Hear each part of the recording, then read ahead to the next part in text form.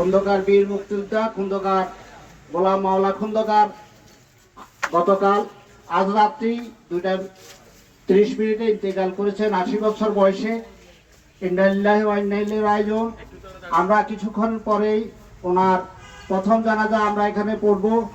এর পূর্বেই উনি মুক্তিযোদ্ধা হিসাবে সরকারের পক্ষ থেকে আমাদের জেলা প্রশাসন উপজেলা প্রশাসনের পক্ষ থেকে গার্ড অবনার দেওয়া হবে। এরপরেই জানাজা হবে। আপনারা সারিবদ্ধভাবে যারা এখানে উপস্থিত হয়েছেন সারিবদ্ধভাবে দাঁড়াবেন এবং সরকারি পুলিশ আমাদের এখানে এসিলেন মহোদয় এসেছেন, ওনাকে সহযোগিতা করবেন, উনি গার্ড অবনার প্রদান করবেন। খন্দকার গোলাম মাওলা খন্দকার সাগরলাঙ্গা উপজেলার সোনাপুর গ্রামে জন্মগ্রহণ করেছেন। তিনি দীর্ঘদিন শিক্ষকতা করেছেন। আলীঘাট উচ্চ বিদ্যালয় তার শিক্ষা জীবন শুরু। এরপরেই তিনি এই এলাকায় সালাউদ্দিন মমতাজ উচ্চ বিদ্যালয়ের সহকারী প্রধান শিক্ষক হিসেবে দীর্ঘদিন তিনি এখানে চাকরি করেছেন। তিনি 2010 সালে অবসর গ্রহণ করেছেন। এরপরে তিনি সানিজেল উচ্চ কিন্ডারগার্টেনে শিক্ষকতা করেছেন। দীর্ঘদিন আপনাদের সাথে থেকেছেন। ওনার অনেক ছাত্র আছে। ইংরেজি শিক্ষক ছিলেন, সমাজধর্ম শিক্ষক ছিলেন।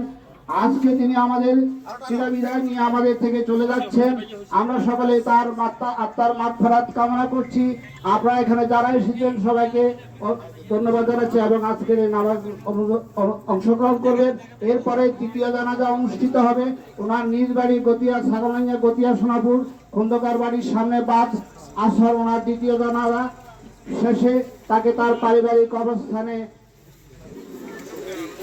এবং সবাই আজকে এখানে আপনারা অনেকে উপস্থিত হয়েছেন জাতীয়তাবাদী যুব দলের ফেনী জেলার আহ্বায়ক আমাদের খন্দকার গোলাম মাওলা খন্দকারের ভাতিজা